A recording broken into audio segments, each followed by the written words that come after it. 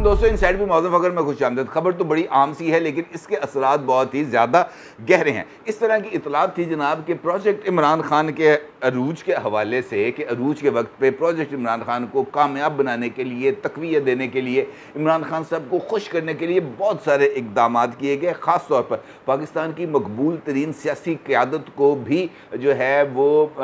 जिसे हम कह सकते हैं कि निशाना बनाया गया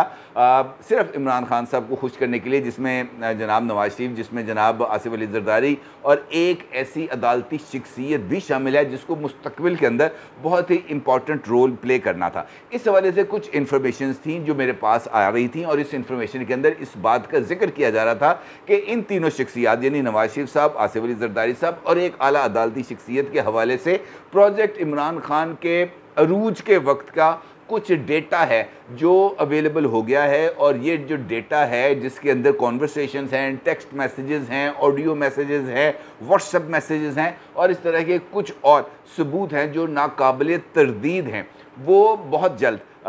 सामने आने वाले हैं। और वो जैसे जैसे सामने आएंगे उसके बाद जो हालात हैं वो आपको बड़ी तेज़ी के साथ बदलते हुए नज़र आएंगे और वो तमाम लोग जो प्रोजेक्ट इमरान खान के अंदर किसी न किसी लेवल पर इन्वॉल्व थे वो अपने चेहरे छुपाते मिलेंगे। ये इस तरह की खबर मेरे पास आई थी कुछ दिन पहले, लेकिन इस खबर के ऊपर मैंने किसी भी तौर पर कोई इसको शेयर करने के हवाले से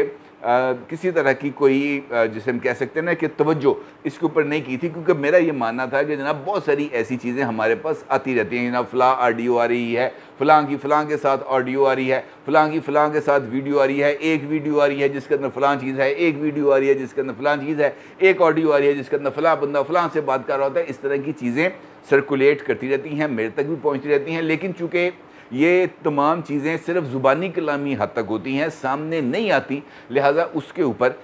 मैंने तवज्जो नहीं दी थी और इस खबर के ऊपर भी तवज्जो मैंने नहीं दी थी। लेकिन आज एक डेवलपमेंट हुई, एक खबर मेरे सामने, एक बड़ी छोटी सी एक चोरी की खबर मेरे सामने आई और जैसे ही उस खबर को मैंने देखा और उस खबर के अंदर मौजूद जो तफसीलात थी उसको मैंने चेक किया तो फिर मेरे ना एकदम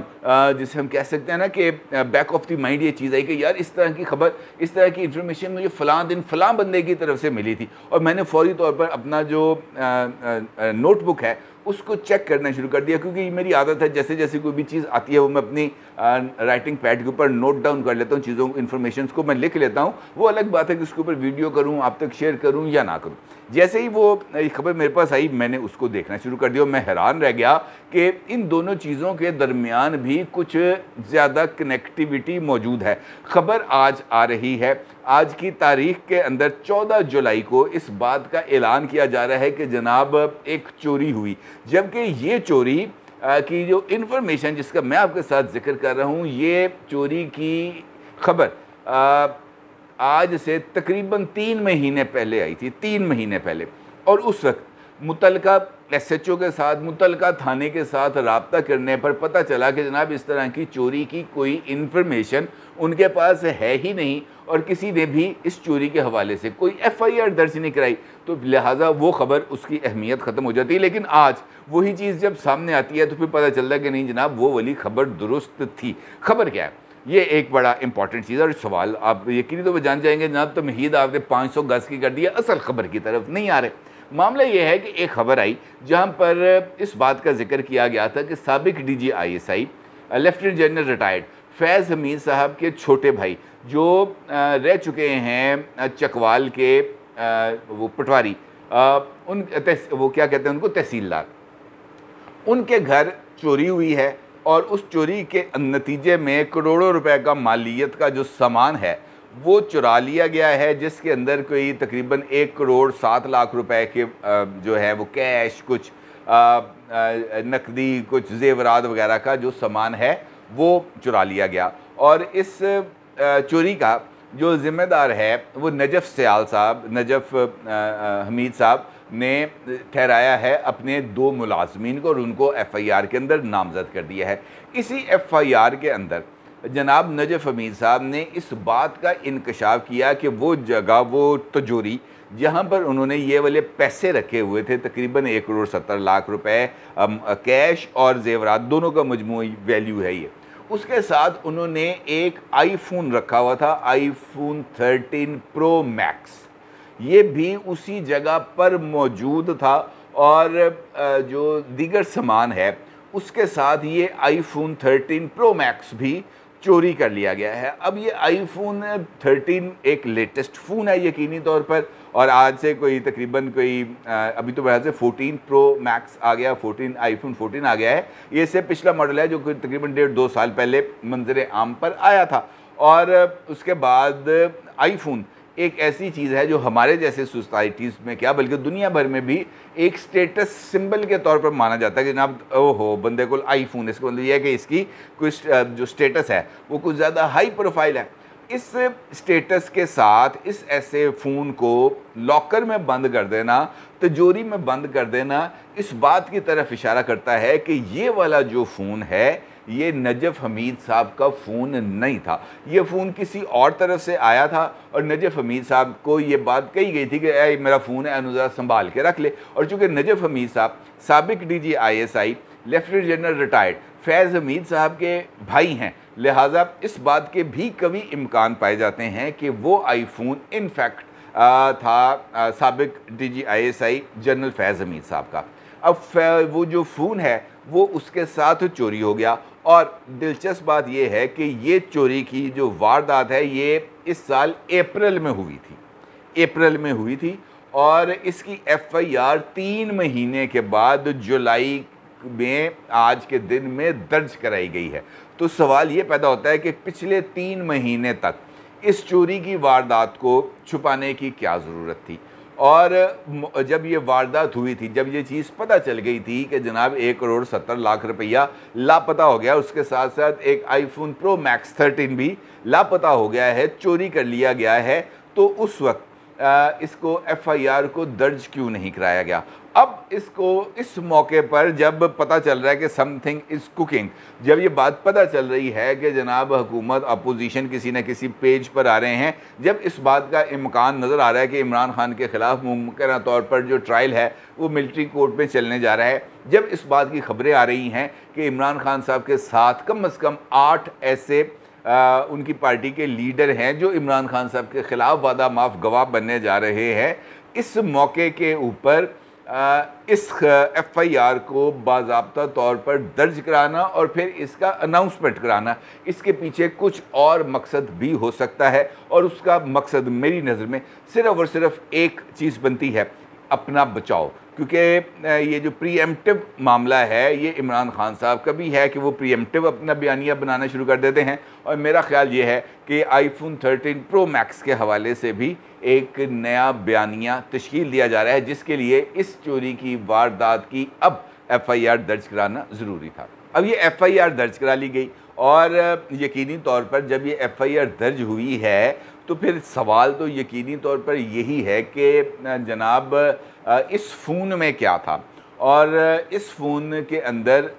कौन सी ऐसी चीज़ है जिसके सामने आने से पहले ही एक शुबहात को क्रिएट किया जाए कि जनाब मेरा फ़ोन चोरी हो गया था और मेरा फ़ोन चोरी होने के बाद यहाँ से हासिल किए जाने वाले डाटा के साथ किसी तरह की मैनिपुलेशन की गई है। और ये जो मैनिपुलेशन है उसी के नतीजे में ये जो ऑडियो वीडियोस या जो टेक्स्ट मैसेज हैं ये एडिटेड हैं, इनका हकीकत के साथ कोई ताल्लुक़ नहीं, क्योंकि फ़ोन तो मेरे को है ही नहीं सी। और उसके साथ साथ ये वाला नैरेटिव भी यकीनी तौर पर डेवलप कराया जाएगा कि जनाब ये तो आईफोन है, आईफोन को उसका जो लॉक सिस्टम है उसको तो अमेरिका FBI भी उसको अनलॉक नहीं कर सकी, तो यहाँ पर इसको कैसे जो है वो अनलॉक किया जाएगा। तो ये तो बड़ा ही सिंपल सी बात है कि अब तो लॉकिंग अनलॉकिंग से बात आगे चली गई है। जब से पेगासस आ चुका है उसके बाद से तो ये सारे का सारा सिस्टम ही अब बहुत ही ज़्यादा कॉम्प्रोमाइज्ड किस्म की हो चुका है। और ख़ास तौर पर वो तमाम लोग जो हाई प्रोफाइल ओहदों पर काम करते हैं उनके लिए अपने डाटा की जो सिक्योरिटी है वो बहुत ही ज़्यादा इम्पोर्टेंस की हामिल हो चुकी है। मैं आप जैसे लोगों के लिए तो हमारे लिए तो कौन सा डाटा, कौन सी सिक्योरिटी हमें किसने पूछना है। लेकिन जनरल फैज़ हमीद साहब हों, जनरल कमर जावेद बाजवा साहब हों, जनरल ज़हीरुल इस्लाम साहब हों, जनरल राहील शरीफ साहब हों, इमरान खान साहब हों, जहांगीर तरीन साहब हों, अब्दुल अलीम खान साहब हों, बुशरा बीबी साहिबा हों, ये फ़रा गोगी साहिबा हों, ये इस तरह के लोग हैं जिनके फ़ोन्स को ट्रैक किया जाता है और इनके फ़ोन्स को ट्रैक करने के नतीजे में बहुत सारी इन्फॉर्मेशन जो है वो सामने आती है। अगर इस तरह की सूरत हाल ना होती तो मौजूदा चीफ़ ऑफ आर्मी स्टाफ जब DGISI थे उस वक़्त वो फ़राह गोगी और बुशरा बीबी नेक्सस की फ़ाइल लेकर इमरान खान साहब के पास ना जाते और वो इस बात का इज़हार ना करते कि जनाब ये कमीशन का चोरी का माल इस वक़्त जिस जगह पर मैं और आप बैठे गुफ्तगू कर रहे हैं इसी प्रीमिसेस में मौजूद है। और इमरान खान साहब आगे से उनको ये जवाब दें कि जनाब आपने मेरे घर में लड़ाई डालनी है, तो इस तरह की सिचुएशंस डेवलप हो जाती हैं। अब आता है ऊंट पहाड़ के नीचे, क्योंकि अब ये बात सामने आने के बाद कि iPhone 13 जो है वो चला गया है कस्टडी में, और यकीनी तौर पर अगर वो कस्टडी में जिन के पास गया है, अब तो मुझे कोई शुबा नहीं है इस बारे में, अब तक इसकी कोई मुसद्दका इतला नहीं है, लेकिन इस तरह की वारदात पाकिस्तान के अंदर इस सादा अंदाज में नहीं की जाती। 3 महीने का ये जो टाइम लिया गया है FIR को दर्ज कराने का, तो इसका मतलब ये है कि चोरी की वारदात के फौरी बाद ही ये बात कन्वे कर दी गई थी। वो एक इंक्वायरी की खबर यहाँ पर बहुत ज़्यादा गर्म थी कि जनाब जनरल साहब की इंक्वायरी लग गई है, उनसे पूछ पड़तीत हो रही है, उनसे सवाल जवाब हो रहे हैं, डीब्रीफिंग हो रही है, तो वो उसके लिए कुछ मवाद तो चाहिए था ना। iPhone 13 Pro Max वो उसकी मौजूदगी के अंदर सवाल जवाब होना, बयान रिकॉर्ड कराना बहुत ही ज़्यादा मुश्किल काम था। और अब इस मौके के ऊपर जब ये बहुत आगे बढ़ती चली जा रही है, इस चोरी की रिपोर्ट को दर्ज कराने का मकसद इसके अलावा और कुछ नहीं है कि ये डाटा मुमकिन तौर पर वो जो हैकर बॉय है ना उसकी तरफ से सामने आने वाला है, और बहुत जल्द आने वाले दिनों के अंदर इस तरह का एक स्पेल आएगा जहां पर कुछ ऑडियोस और कुछ वीडियोस जहां पर इमरान खान साहब जो है वो इंस्ट्रक्शंस देते हुए पाए जाएंगे, और उन इंस्ट्रक्शंस के ऊपर जवाब उनको पॉजिटिव जवाब में कि जनाब फ़लाँ जज साहब के ख़िलाफ़ हमने रेफरेंस जो है फ़लाँ जगह को भेज दिया था, वो रेफरेंस वहाँ से आ गया है, रेफरेंस फ़लाँ जगह पर चला गया है, फ़लाँ रिपोर्टर को ख़बर देने के लिए कहा गया था, डोगर साहब ने ख़बर फाइल कर दी है। इस तरह की चीज़ें यहाँ पर आने वाली है। ये कुछ ऐसी चीज़ें होंगी जिसका इनकार करना मौजूदा हालात में मुमकिन नहीं हो पाएगा। और फिर इस ऑडियो और वीडियोज़ के रिले के बाद ही ये जो 9 बंदे जिनका 8 बंदे जिनका मैंने जिक्र किया था कि इन्होंने बयान हल्फी दिए हैं, इनकी प्रेस कॉन्फ्रेंस होगी, और फिर इन ऑडियोज़ और वीडियोज़ के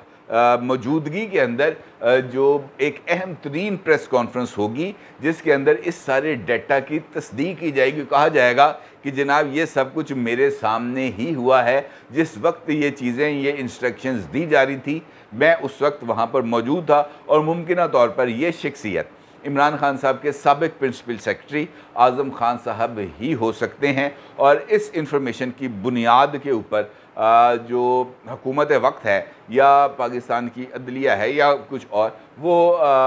जो जमात है उसकी मौजूदगी के ऊपर भी कुछ सवालात उठा सकते हैं। मुमकिन तौर पर इमरान खान साहब की जमात पर पाबंदी के लिए भी कोई दरख्वास्त ऑलरेडी मौजूद है, और उस दरख्वास्त में एडिशंस की जा सकती हैं इस तरह के डेटा के सामने आने के बाद। तो गेम ज़रा थोड़ी सी बदल गई है, रुख थोड़ा सा बदल गया है, हालात थोड़े से बदल गए हैं, और कुछ बड़े बड़े ऊँट बड़े बड़े पहाड़ के नीचे आने वाले हैं। और फिर उनको पता चल जाएगा जब रियासत